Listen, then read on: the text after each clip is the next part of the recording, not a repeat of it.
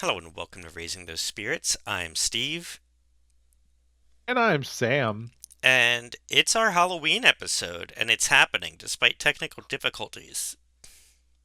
Yep, this time they were my fault. So I apologize. It's all good. So, yeah, this should be dropping, what, the day before Halloween? 2 days before I Halloween. think Halloween, yeah, 2 days before Halloween. Halloween's on a Thursday this year, which is a good Halloween day, I feel. I feel like having Halloween on a Thursday really stretches out your Halloween dollar. It's a good way to look at it.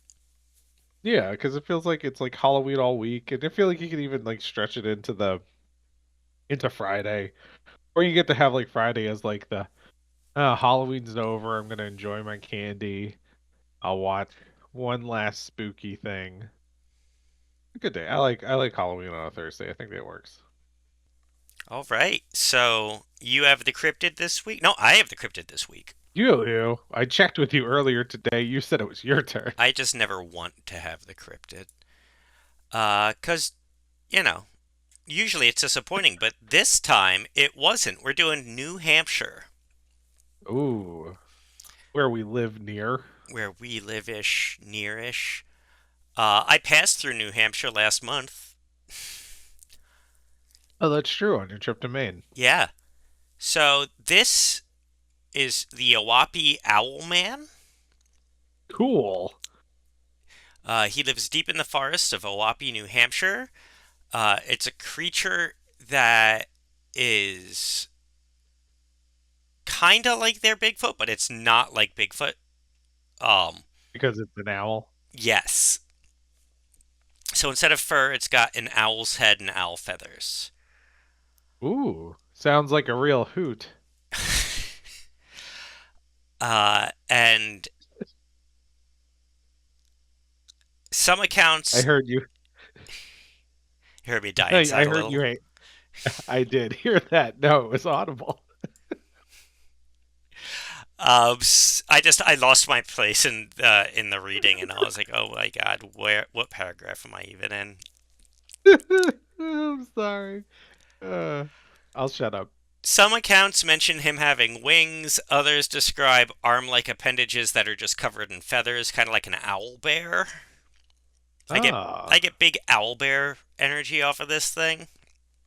reasonable. It's supposed to be between 6 and 8 feet tall. It is unlike a lot of other cryptids that are either aggressive or elusive. This one's just kind of. He seems to like to observe. It's like some weird middle ground where he's not fleeing from you, but he's not aggressive, but he is watching you. Okay. Uh, Territorial, but not Territorial angry. and curious. Like, cause like when I scuba dive, sometimes certain types of, especially certain species of fish, will like swim up to you and be like, "What are you doing down here? What's your deal?" And they'll like check you out, and then they'll be like, yeah, "All right," and they'll leave. Like, and I kind of get that kind of a vibe where he's like, "What's going on? What the fuck does this guy want?" Just what are you doing? What are you doing in my forest? All right, Of all the move forests in along. all the states, you had to camp in mine. It's just like a surly owl person, just like all right, just you know, stay away from the mice I'm gonna eat. Don't you eat my mice? Like, They're I had me. no intention of eating your mice. Uh, Good. Also, you're like 7 feet tall. Normal owls that are 2 feet tall eat mice. Shouldn't you be eating like weasels or something, like bigger? No, he eats them by the bucketful. He's Oh, just okay. like a going to the movies and you're eating your popcorn. That's what this guy's like with mice. He's got a faucet and he just turns it and mice come out. Ah, big old glass of mice. See, this is a cryptid we could make. I like him. I want him to be my neighbor in my sitcom. Oh man, there would be so many infestation problems. He creates his own After economy. He's just like, I'm just gonna unleash a bunch of mice. Why are you doing that, owl? So I can eat them later? Oh, I'm a sorry, I left the giant garden owl. hose on, and mice came out. Um, The public works in this town are wild. he actually is an exterminator. He just eats all of his catches. Man, that's a pretty good job This is for a kind. half man, half owl. This has some Alf vibes. I think this could have at least had legs in the 80s. Yeah, I would have watched a season of this. This We're on could, a roll lately. yeah, this could have been an Adult Swim show. Oh yeah, My Neighbor the Giant Owl. Yeah, Or I mean, it's not. I feel like on BoJack Horseman there was a couple of owl people. My Neighbor Owapi. He's always leaving pellets. It's like, get all your pellets out of here. It's like I can't help it. I'm He's an just owl. vomiting them up in the middle of the. Oh, come on! That's on my side of the property line. You could have your kids dissect it and see the things I ate. I don't want to do that. You know, you could sell those for some money. Dude, wrap it up in tinfoil and you can sell them at like a museum gift shop. He uh he can move through the forest silently, much like an owl, and has natural camouflage, much like an owl. Mm. Although some people speculate that he can shift between dimensions, and that's how he always manages to disappear. But you can usually see him watching you at night because he has the giant owl eyes, and you'll see like the light reflect off of them. I And like how somebody went to, oh, he moves through dimensions. I mean, And that's I'm not the like, first time we've that's seen this. I know, but I feel like that's the line for me with the cryptid. It's just like, oh, I'll accept it, I'll accept it, I'll accept it, and they're like, oh, it's an interdimensional traveler. That's the point where I'm like, No, we've gone too far. Let's See, take it a step back. It could just be a giant owl person." for me, that adds plausibility. The interdimensional thing. Well, we've scientifically proven there are other dimensions. We don't necessarily know that they're like populated or anything, but we've proven they're there. So the We ability to did. I didn't do yeah, that. Good for us. yeah, we've proven a lot of weird stuff recently. We also fun story like last week, scientists at the LHC CERN discovered the fourth dimension. The Twilight Zone. They what it sounded like to me was an interdimensional traveler. They got his attention, but basically there was some invisible like ghostly force hovering in the middle of the LHC that was like throwing off the particles, and Just for. it was fourth dimensional. Oh my God, that's too many dimensions. Yeah. Um. So there's that. We've teleported something now. I mean, you know, Like in The Fly.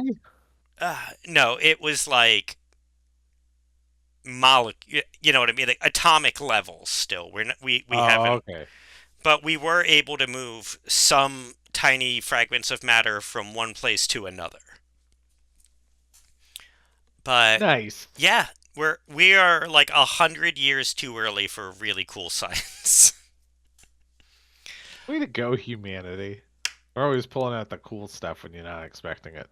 So seeing how as we know there's other dimensions, I mean other dimensional beings at that point are just kind of like aliens. It's just instead of being from Sure. another planet, they're from another dimension. Like, so it's just like, occasionally, I don't know, something with this specific patch of forest, the veil's thin, and sometimes something like kind of walks in both for a second or something. I don't know. I just like, it doesn't kill it for me. All right. It explains the We sudden have. disappearances and the hardness to find them, even when you go, like, they're not always there, so that's why search teams don't always find them. And that could also be why they're so like fascinated by us or something, because they're like, "What the fuck did I Yeah, walk because they're. into?" You know what? We never consider the possibility that we are the cryptids of cryptids. Yeah, 'Cause- exactly. So let's say it's not just that it is popping in from another dimension. Maybe it's not doing that intentionally. maybe at that same time we're popping into its dimension and like, oh, have you heard the story of the hairless apes that live out in the forest? A And hundred his friends percent. go, it's like, no, you're crazy. It's like, no, they're interdimensional traveling hairless apes. And we're It comes always hunting them. So like it's been like, yeah, no, like there are like all the Bigfoot hunters and everything. So these people, we're not just these weird hairless apes, we're these aggressive cryptids that try and disappear them. it's like, oh, they're always trying to get my photo. It's Yeah. weird. Yeah, they're shooting at me. It's yeah, I think we are the baddies. This is actually there's an Are You Afraid of the Dark about this, and there's a Goosebumps book about this. Oh, there's a future episode in the making. You did the Goosebumps one. It's the camp one where it turns out they're like gonna be like invading Earth soon. Oh yeah, they're going to Earth to invade it. That was a classic. Yeah. So, and the Are You Afraid of the Dark one, it was one of the ones with Mr. Zardo where they keep seeing all these people in like all black outfits and they're like trying to like you can only see them with these special sunglasses and eventually instead of defeating them, they get defeated and all the black people, like black clothed people pull off their masks and it's the other dimensions version of them and they were the invaders the whole time. It it was weird. All right. But yeah, the I like this owl. Owlman. I like the owl man. He I feel like he can hang. Owlman is very cool in that legend is murky. You can trace it back somewhat to Native American folklore of that area. Um, but there's a lot of other cryptids that we haven't gotten to yet because they're in the second half of the alphabet for states. But there's apparently a bunch of owl or owl-like creatures around the United States. So people are like the similarities there. Why are there all these owl type things? Like they're in West Virginia, they're in New Hampshire, Washington State. So All right, so we might have a couple more owl folk coming up. the Oh moth. man, next Go ahead. I was gonna say the next state up is New Jersey, so I'm gonna have to really represent our home state hard. I mean, are we just gonna do the Jersey Devil? It seems like It's so obvious. Like, I feel like it's too obvious. here's the thing. Now I'm from Jersey, so I don't know, but I could ask my wife. She's from Connecticut.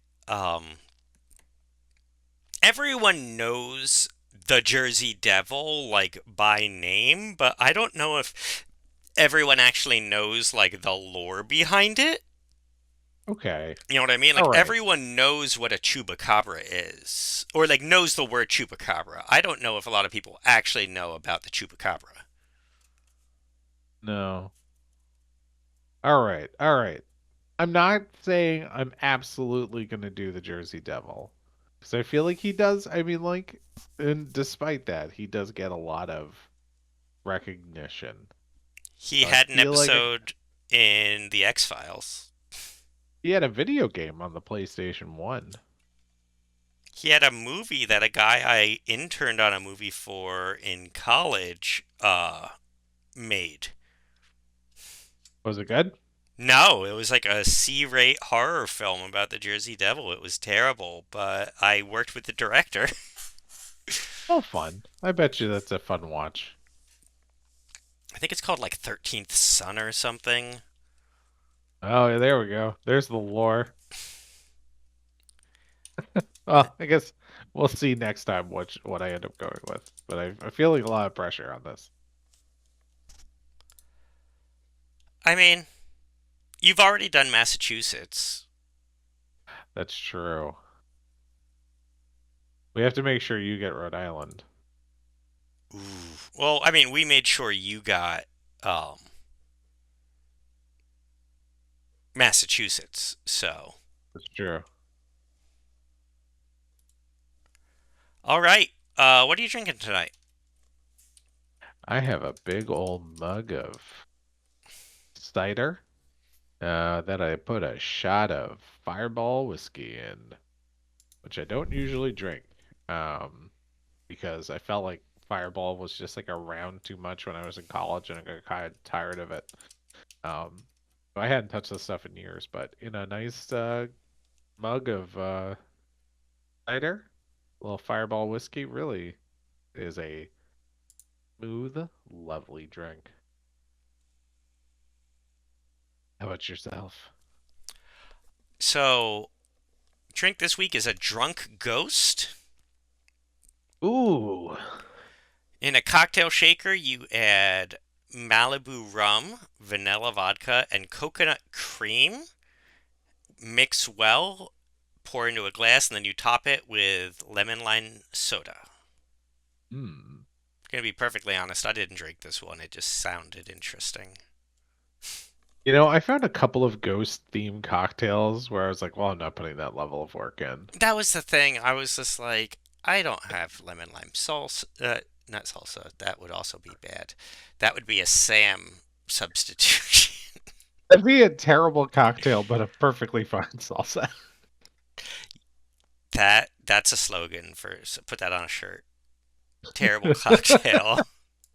Terrible cocktail. One fine salsa. Exactly. Oh Oh my man. god. The year you can tell the year's dragging on because I'm just done with everything these days. Yeah. Yeah, Uh I'm very done. October, man. October. But it sounded like a lovely drink. I would not put the effort into making it. I would order it at a bar and then go, "Oh, this was nice," and then probably order a beer. All right. Ooh. Happy Halloween! Hey, Givalt. What movie did we watch? We watched Casper Casper the Friendly Ghost? The live action film from 1995? Oh my goodness. with We waited Christina. too. We should have.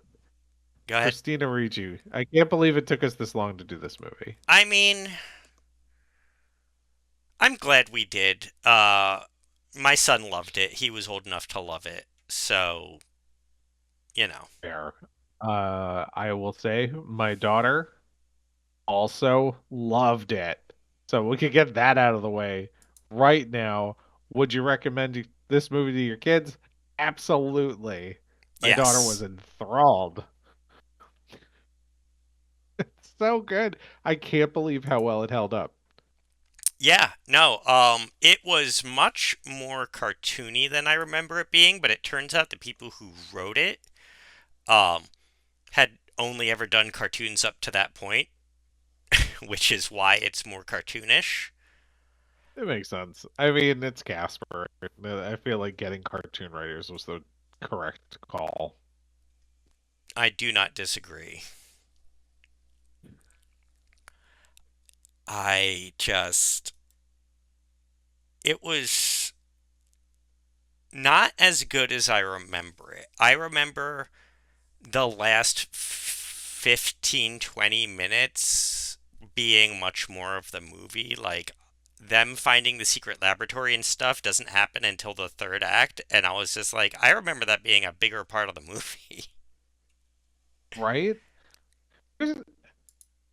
It's, where do I even start? Where do we start with this movie? Because you're right. Yeah, that comes at the end.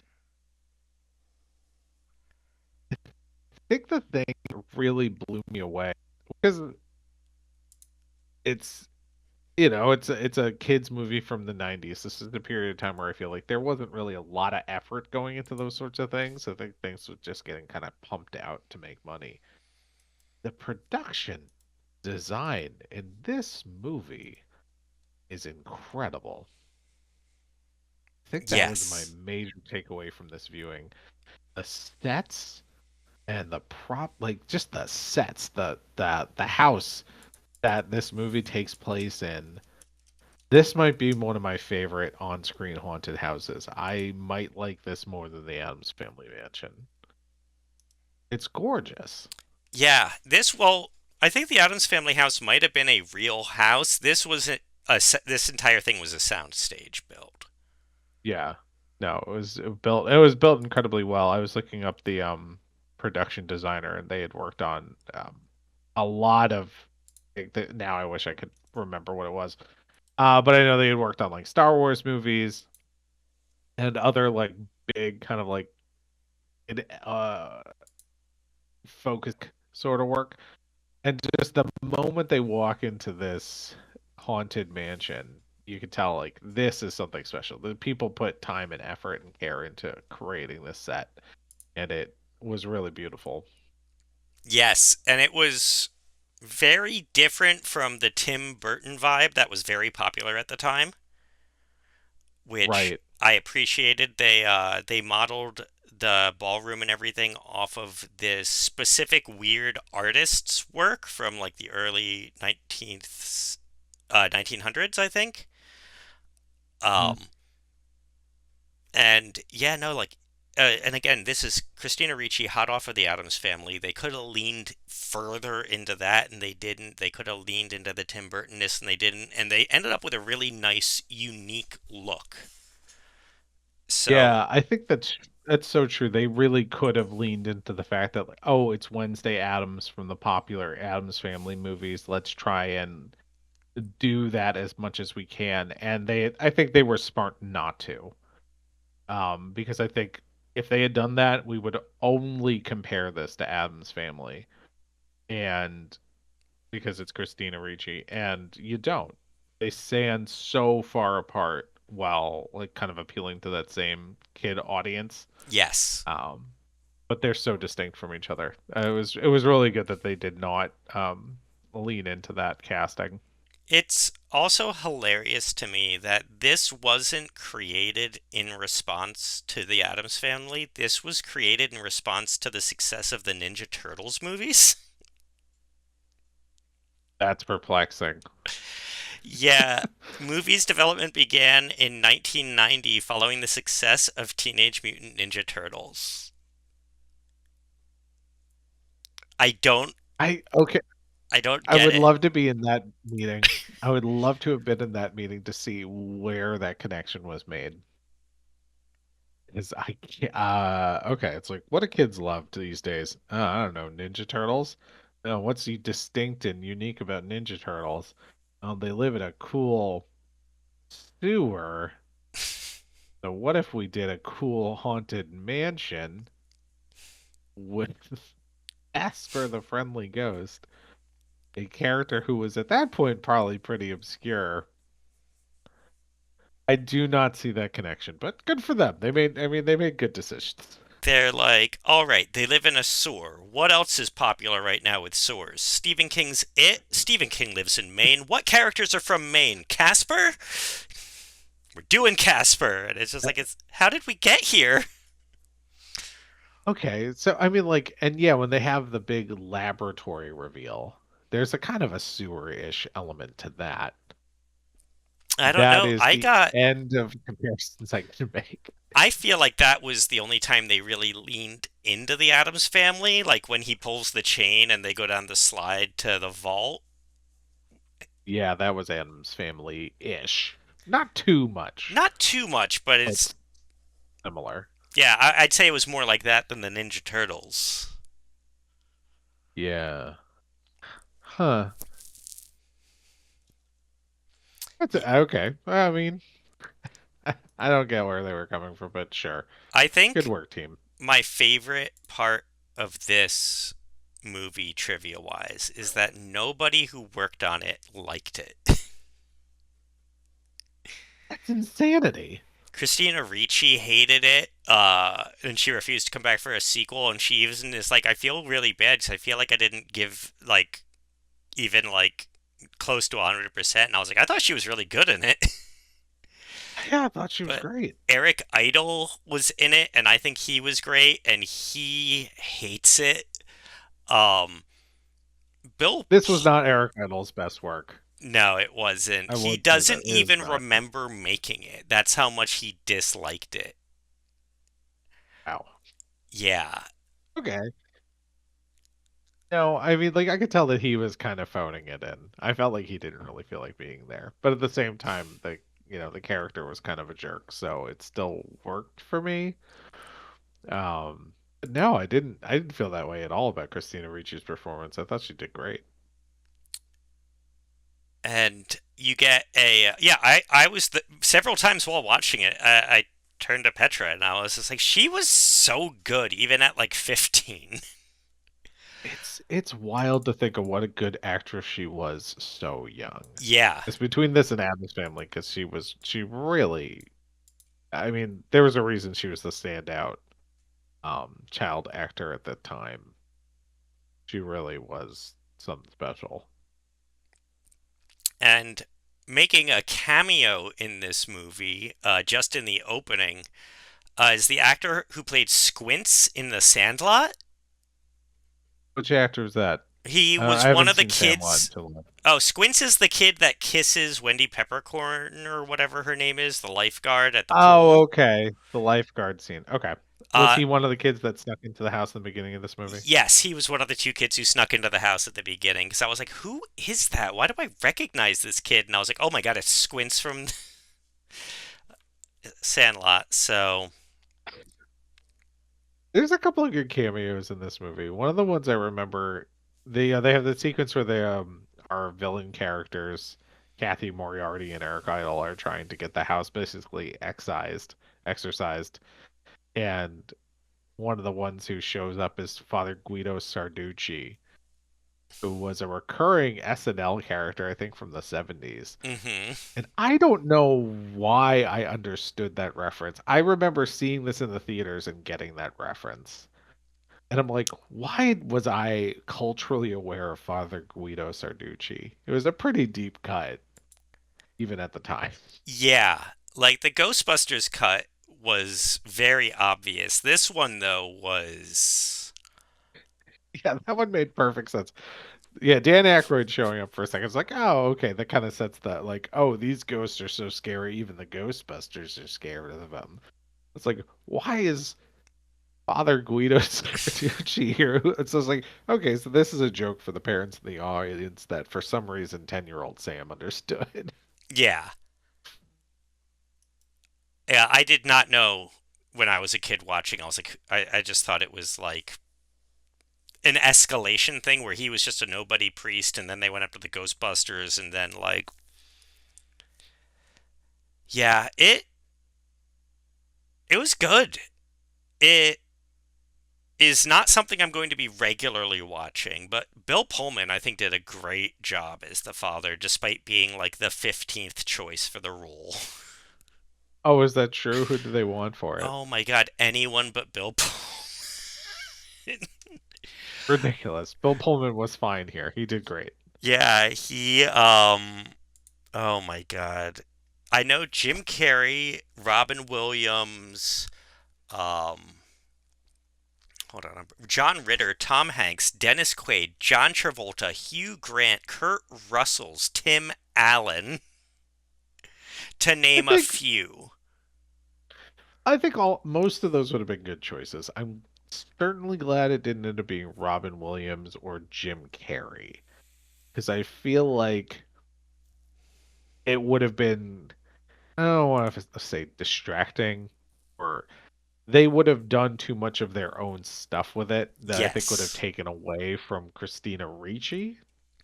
Um, because if it's, either one of those actors come in, I feel like then it becomes the sort of roles that they were doing at that time where they would really, they would really envelop the entire thing. It would really just become them doing A crazy, bit. wacky stuff. Yeah. Yeah. Yeah. Everybody else you mentioned, I'm glad it was Bill Pullman. I like Bill Pullman here, but I think any other names you mentioned, I think would have been fine in this role.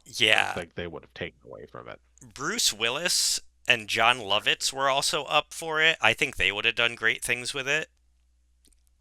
John And Lovitz would have been interesting. an interesting but I think workable choice. And then Rick Moranis, Steve Martin, Alec Baldwin, Michael Keaton, Martin Short, Chevy Chase, Phil Hartman. Like Wow, any they really did not want Bill Pullman. they did not want him. And Christina Ricci um, wasn't the only one being considered. Thora Birch, Kirsten Dunst, Jennifer Love Hewitt, Catherine Isabel, Scarlett Johansson, Anna Paquin, and Natalie Portman were also being considered to play the role. And Oh, I would have thought Scarlett Johansson been a little bit too young. I But I mean, guess she would have been like what, 11 or 12 at that time. She's like a little older than us. uh, what's her name is only 5 years older than us. Christina Ricci. Yeah. Yeah, but I mean, it makes a big difference at that age because so that would have made. I mean, that would have made her a teenager. Well, the But at the character's same only time, supposed to Casper's supposed to be be 13. right, right. So Christina Ricci was 2 years older. Scarlett Johansson would have probably been like maybe 12. Yeah, probably about 12. Eh, it would have been interesting. I mean, I feel like it needed to be someone a little bit more mature.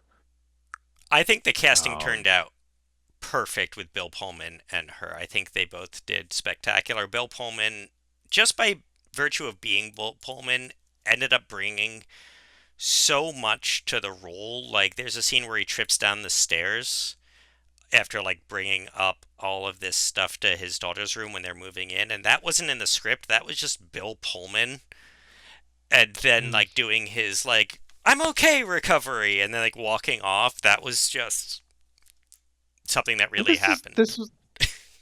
this is before Independence Day, right? No, is Yes. this is right after Independence Day, or is this Let right me. before Independence This Day? is 1995. I thought Independence Day came out in 96, but Oh, yep, came out right before Independence Day. oh wow. So this is the last thing he did before he was the president from Independence Day. Yes. Which I feel like at that point, after that, he wasn't doing. I don't think he did any like silly roles. I think he mostly did like dramatic work. So like so it's like Baseballs, and then Casper, and then Independence Day. He had a little bit between those, but yeah. No, I know I'm exaggerating. Just the so when I think of like the first thing I really think of is that big speech he gives in Independence Day. And then it takes me a second to remember. It's like, oh, this is the Lone Star from Spaceballs. And now I think I'll be like, oh no, he's the dad from Casper. I think that's my favorite role of his now. Just go really wide and be like the husband from A League of Their Own. He's got like three lines and he's in two scenes. Bill Pullman. What's he doing lately? What was the last thing Bill Pullman was in? He's still working. Well, he did the Independence Day 2, I think. Um, Yeah, that was a misfire. he's I kind of liked Independence Day too, but it was shouldn't have happened. he is in a podcast called Hobo Code right now. Okay, well, I'm looking that up tomorrow. That's going to be what I listen to on my commute, Hop a freight whatever train that is. with two hobos, a little girl, and her best friend who lives in a coffee can. An epic journey spanning from the That, roaring 20s to the Great Depression. it's a comedy. I don't know, man. All right, I'll listen to it. I'll report back. Yeah, 'cause I'm looking through and he's in a lot. He works every year. He's making like four or five movies a year still. But they aren't huge names. He was in American Ultra, which I really enjoyed despite the director being scummy. Oh, He who directed that? Oh, the guy who did Chronicle, uh Nema, Oh, oh, sorry, Max Landis is the writer. He didn't direct this one, he just wrote it. Max Landis is yeah, Max problematic, Landis. Yeah. but he writes really good stuff. It's a problem.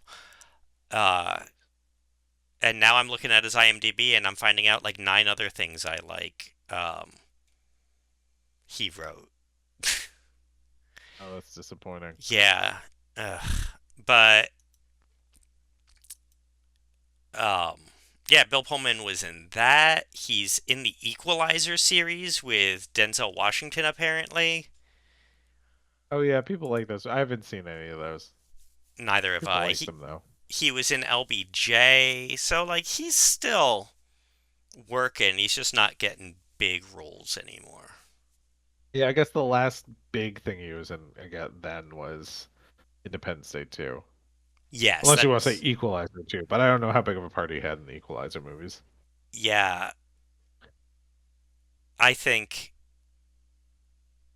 them and Independence Day is kind of the biggest he's had in a while. But he's still working a lot, so good for him. Yeah, yeah, okay. As long as he sticks around, he'll probably end up being in that new Spaceballs movie. They're making a new Spaceballs movie? Yeah, Josh Gad from Frozen. Uh-huh. I think is writing it. I don't know if he's directing it, but yeah, Spaceballs 2 is in some level of pre-production. We'll see if it ever comes out. I feel like Spaceballs 2 has been in some level of pre-production since Spaceballs 1 came out, so I'm not holding my breath. I mean, didn't they just do another History of the World finally? They did. I watched a couple episodes of it. It was okay. It wasn't great. I didn't watch it. I'm just like that's another one that has been in development since Yeah, they teased it back in the first movie. yeah. So Casper. We're here to talk we're about here to Casper talk from about again. Casper. Beautiful set design, great acting from the two leads. Poor Malachi Pearson, who voices Casper, wasn't handsome enough to play Casper when he's a human, so they had to get Devon Sawa. I didn't realize until I talked to my wife about this and then several other of my female friends from around our age that this was apparently a big moment um for young girls. Oh Devon yeah, Sawa showing up in this movie. I did not realize that that was like the moment the women of our generation apparently like hit puberty hard. I have heard that I before. I've heard it from a bunch of people. They're like, "Oh my God, Devon Sawa in that movie." I'm like, "Okay, sure. No, he's cute." No opinions on a 17-year-old boy from 20 years ago, but I get what everybody was saying. That was the second time he had played Christina Ricci's love interest. Oh, what was he was in what was he in? Now and Then? Yep, Oh, okay. Oh, that's right, because I always think it's Jonathan Brandis who was in Now and Then, but it wasn't. It was Devon Sawa. Jonathan Brandis was in It? I don't remember. I think that's right. But Yep. yeah, so Devon Sawa shows up as a live human Casper at the end of this movie, and all the all the ladies went wild. And it's like it's such an awkward scene to watch as an adult. Yeah, that's Like true. everyone is just watching them dance and watching Well, them they start flying at one kiss. point. Yeah, but no one's Yeah, watching them when they're flying. I think I'd be like, oh my god, that those children are flying. I would think it was just like a Halloween thing. I think on that particular evening, I wouldn't have thought anything of it. I would have just thought like, oh, they got some trick rigged up. Side, but I think that's okay. I don't understand how he's supposed to be 12. Because I feel like Casper as a ghost acts much younger than a 12-year-old. And then when he becomes a human, he's like in his.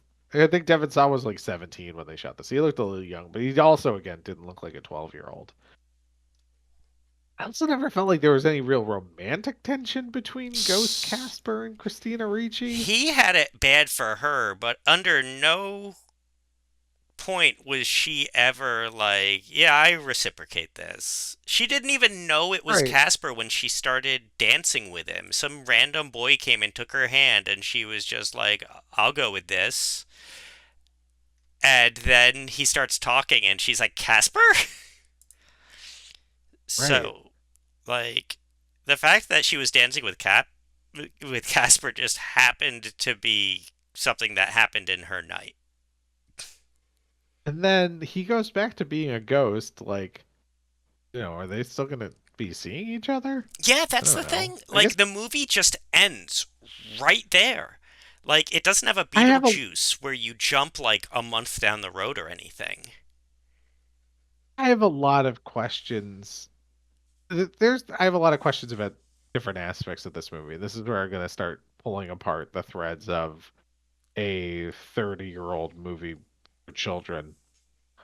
Our villains, Catherine Moriarty and Eric Idle, are trying to get the treasure that is in the house, but they're being really sneaky about it, despite the fact that they have every legal right to it. They have the deed to the house legally. They inherited it. Well, like nothing in this movie makes sense, which once you know the cartoon thing tracks more, but like the plotting just doesn't like every decision everyone makes. I'm like that should have been like plan D. Like they find out there's a Yeah, serum in the basement that can bring someone back to life. And they're like, well, ghosts can pass through walls, so we'll just kill one of us, and they'll go in and open the safe from the inside. And I'm like, you didn't even look for the combination. You have been in this room for 2 minutes. And you were right. like, Why are you in a hurry? yeah, Get a jackhammer. get a safe cracker. You can legally hire one because this is You your own this. safe. No, gonna Anything, die. Gotta or commit a like murder. just stop at that moment and just say, "Hey, we have immortality. Who cares about anything that's in the safe? Why would you care about the contents of the safe at that point? There is a machine that brings the dead back to life that you legally own." And you could have just taken some of the stuff in that vial and had it like diagnosed and maybe replicated. Like this guy Yeah, made like it with technology from like 1913. I think we could figure this out. Like this guy figured this out 100 years ago. You could figure it out now. that's what I'm saying. Just just take it to any scientist. His lab had all of Any his notes and blueprints on the table. They look through them. This And at is that point, like the ghosts aren't even particularly threatening. I mean, I guess they are, but at this point, the ghostly trio are mostly distracted, and Casper doesn't seem to care. yeah, they They could could just walk in and be like, "Hi, we're here in the place we own. We need to check out something." And they don't even need to tell Christina Ricci what they're looking at. And Christina Ricci doesn't need to know. Nobody needs to know. It's their house. yeah, so like Bill Pullman and Christina Ricci out of a house now because the They're owners homeless. they're homeless and Casper he isn't tied to the house. Like they can No, go. he can leave whenever he wants, seemingly. So like does he just move out with it? What is happening? Right, where would they go? I guess they could go wherever they wanted. He's not stuck there. And maybe it's It's one of those. Okay, now let's talk about. Okay, now I want to talk a little bit about ghost lore because it changes depending on the scene in ways that I do not like. okay. Because if you die, the rule. So seemingly, what is explained is you die and you forget your life as a human. You're a ghost. You still retain a lot of your personality and some of your knowledge of human life, but you don't remember the particulars of your own human life. Which is a We know problem that, because you only become a ghost if you have unfinished business and now you don't remember your unfinished business. right? Which I think lore wise, that kind of makes sense. It's like you don't know what your unfinished business is. You have to kind of refigure it out in order to move on. I think that makes sort of sense as a ghost, and we see that with Casper does not remember his life as a human until his memory is jogged. We see that with Bill Pullman for this period of time that he's dead in this movie. He doesn't really seem to remember his life as a human until his memory is jogged. Kathy Moriarty dies and immediately continues on her plan. No, she seems to not fully be with it, which I think this is actually like in the trivia on the IMDb. Um, but she once she gets the treasure, all that she remembered is that she needed the treasure. She didn't remember the rest of the plan, and that's why she didn't use it on herself. Because I think she was still trying to. all she remembered is I need to get this thing, and that's why when she got it, that was her unfinished business, and she went to the other side because she didn't remember that the other half of the plan was become human again. Oh yeah, I guess.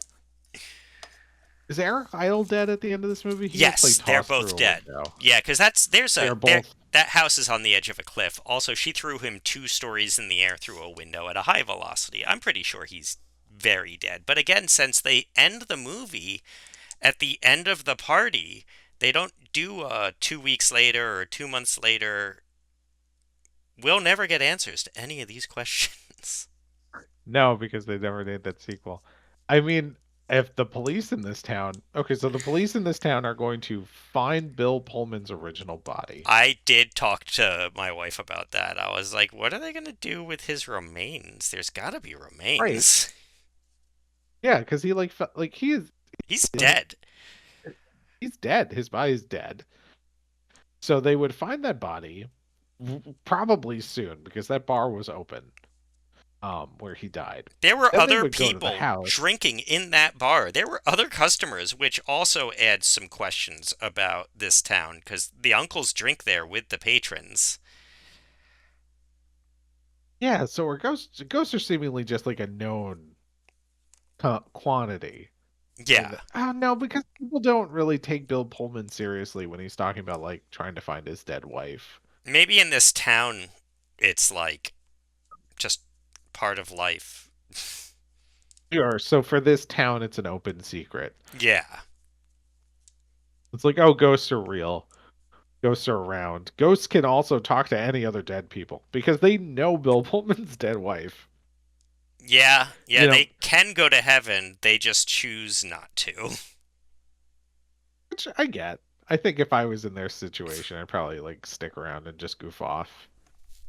I mean, wonder what their unfinished business is. Also, are they actually related to Casper? Are they literally his uncles? It's never explained. It's not clear. I They wonder could if have it's explored in any of the directed DVD sequels and prequels. they could have already been ghosts in that house when he moved in. They could have been the original builders. Oh, that's true, and that would explain how the father knew enough about ghosts to start his experiments. The ghostly trio are in the original Casper cartoons. They are. I knew that. They were like I think the antagonists of the original Casper cartoons. But I feel like they're pretty, I mean, like, they're kind of jerks to him, but they're not, like, bad to him in this movie. Oh, they're bad to Apparently, him. in some of the old Casper specials, it's shown that they do actually care a lot about him. They're just like jerks. Um, Okay.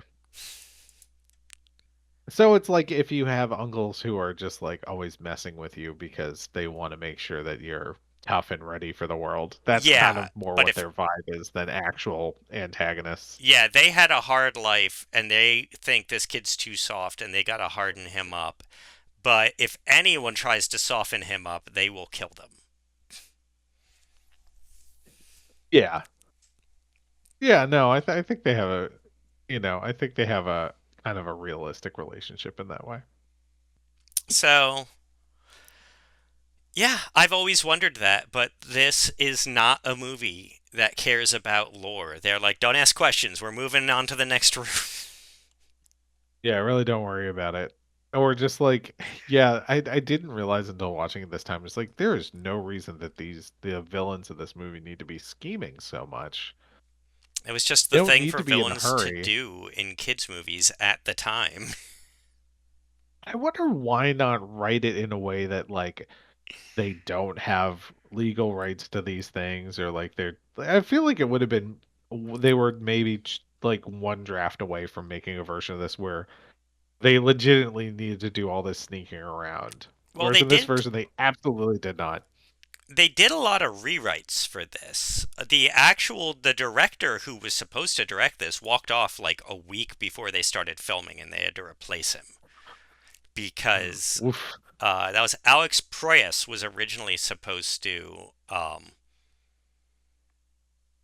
direct it, and he's the one who came up with the design and stuff based off of Antoni Gaudi, the 19th century architect. And so this guy created all of this and his vision, and then they started making all these script changes, and he walked off. So that is probably why, because the person who had an original cohesive vision was no longer there because they kept destroying his cohesive vision. Okay. Oh, also according to IMDb trivia, because now I'm looking at it, they did explain in the deleted scene that they are in fact his biological uncles from when he was alive. Okay. So there you go. Little trivia there for you, listeners. Some of this When trivia. did Casper? Hmm? I was gonna say, when did Casper die? Because Um, seemingly it was like over 100 years ago. so It was just like based on the technology, but he mentions there's being a fan of a player on a baseball team in like the 30s or 40s. the Dodgers. Yeah, he followed the Brooklyn Dodgers, which were around in the 20s. Um, I'm 99.9% sure.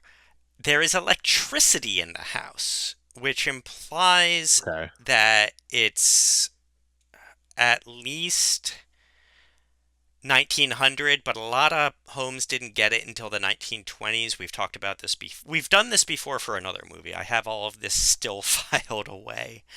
Um, Petra thought that it might have been like just around World War One, Okay. uh, but it could have also been the 20s because in Citizen Kane, the sled he has at the beginning is incredibly similar to the sled he was given when he got pneumonia. So, Oh, okay. basing that off the time I did period, notice that. Citizen Kane was supposed to take place in the 30s or the 40s? 30s and 40s? No, yeah, okay. I mean it spanned the character's entire lifetime. So I think yeah, maybe the 30s. So, it takes place from 1895 to 1941. So, when he had that sled, it would have been the early 1900s. Um, Okay. and that's what I'm gonna basically go off of that because similar movies made about that time period with the set and this and that seem to be around the early years of Citizen Kane. All right. I'd buy that. I okay. Acceptable. Acceptable. People on IMDb are insane, by the way. Like, one of these pieces of Why? trivia is like Casper suggests eating under the harvest moon at one point, except in 1985, the harvest moon was on October 8th, and Cat's first day of school was October 9th, so the harvest moon was 2 days before. And it's just like, really? That's So Casper was that's just trying to sound cool. that's what broke your immersion. He was off by like 24 hours. Let me sit down with the Farmer's Almanac from the 1990s. I'm gonna check to see when the harvest moon was. Who would know Yeah, that? because it was Sunday, October 8th, and her first day, which is when the ghosts find them, is the 9th. So it's 24 hours later. It couldn't have happened. And I'm like, that's an insane thing to break your immersion. This movie is such garbage. Can't even get 1985's Harvest Moon on. But I still liked it. I still am appreciative of this movie, is what I would say. Yeah, I was surprised by how well it by how good it ended up still being. Despite my problems with the villains the villain's plot. the villain plot made no sense and honestly wasn't even very necessary. They could have done something else uh, Yeah, that's to true. fill that Because there could 10 have been 100. minutes. Yeah, because there were so many perfectly reasonable ways to get them into this house.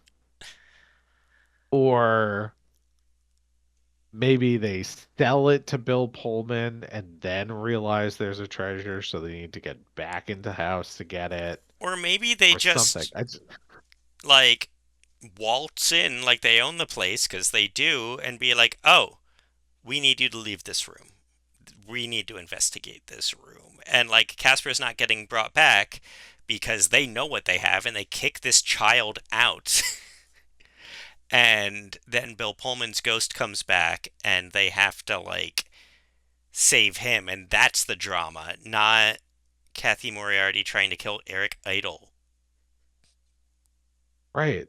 Like there's no reason for them to be working against each other so much. When again, what is their relationship? Is he her husband? No, I think he is like her. I think he's like Ted from Scrubs. I think he's her lawyer. He's the lawyer. I think he's her attorney slash flunky. God, he's putting up with a lot for someone who's going to get paid one way or another. Right? Because I mean, like, he could just bail at some point and be like, whatever, I'm getting 10%. You figure this out. I I don't know They are I mean, again, I don't. Yeah, because he describes Eric Idle was himself phoning it in. as a close personal friend, and she just kind of looks at him, and I think he is just she's one of his clients, and I don't know, man. I got nothing. I got And no answers. there's so much going for this movie, but that plot is just straight garbage. But who would even notice? I mean, obviously, as a kid, you would, like, children who are watching this movie aren't going to notice that there's no reason for them to be villains. Maybe they're not even like I have a hard time even calling them villains. They literally are just trying to get access to their own They're property. just the They're idiots. antagonists. They are just a roadblock. Their legal rights are a roadblock to Casper's resurrection.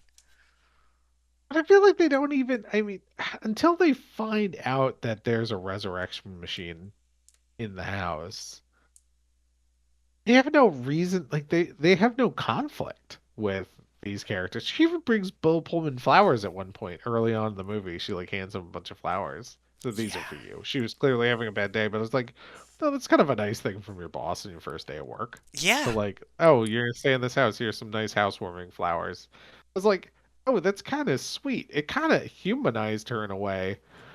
And then they ripped it away. Well, again, That all the script changes. This happens in the final act. This might have been the stuff that the director was like, "What are you doing?" and walked off. why would why would you do it this way? Can't we have a it would have been so easy for that to make sense. Yeah. They just don't. Uh, first film with a fully CGI main character. Yes. So that's interesting. Yeah. I can't believe this movie was revolutionary and groundbreaking. A big thing. I mean, before before Star Wars was doing that, before um any of like the Disney live action quote unquote movies, Even the Jurassic first movie Park, that like oh they yeah, before dwarfed. Jurassic Park. Yeah, they dwarfed Jurassic Park. Jurassic Park had already done it, but they hadn't done it nearly to Oh that yeah, extent. They only had like 30 minutes of CGI versus like 95 minutes. You know what I mean? They had terabytes in 1993 to do this. it's wild. I didn't even think that was possible back then.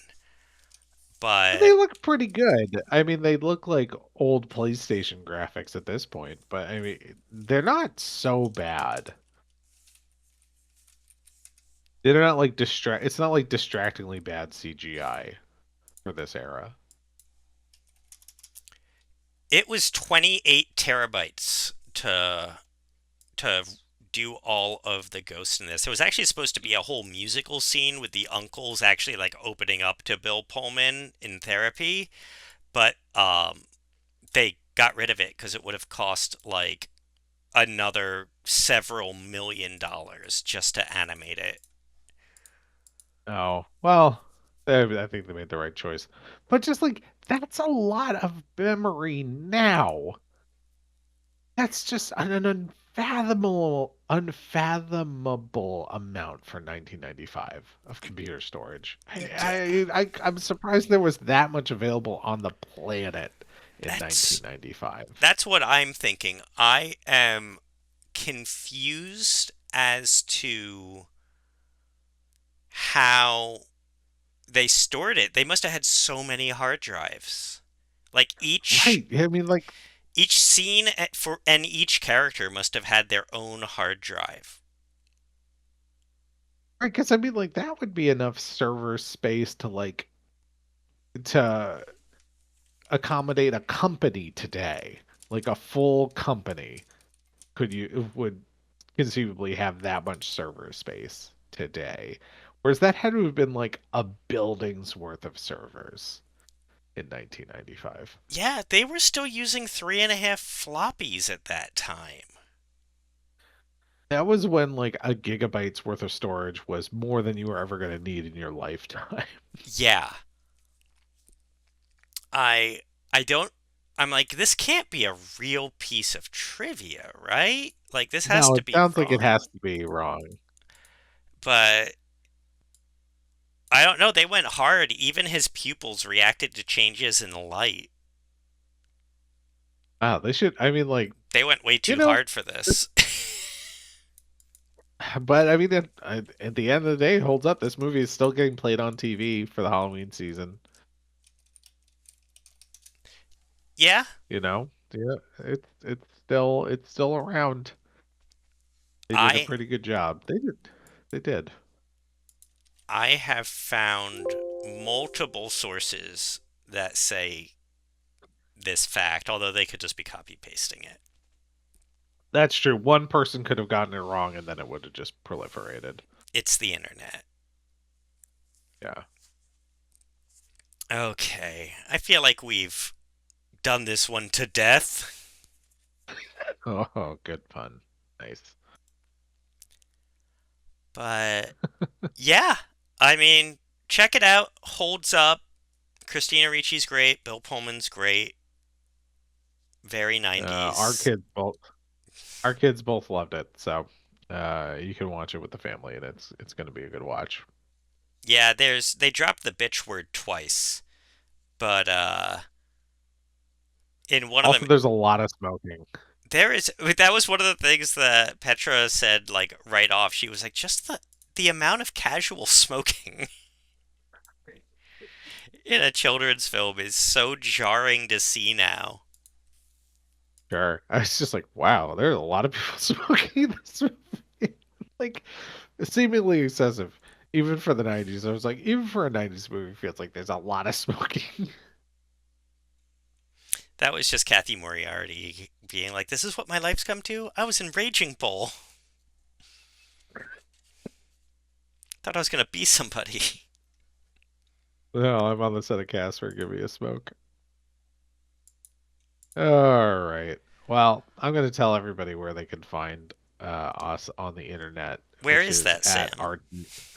That is at RTSpiritsPod on Facebook and Instagram. Tell us what your memories of Casper are.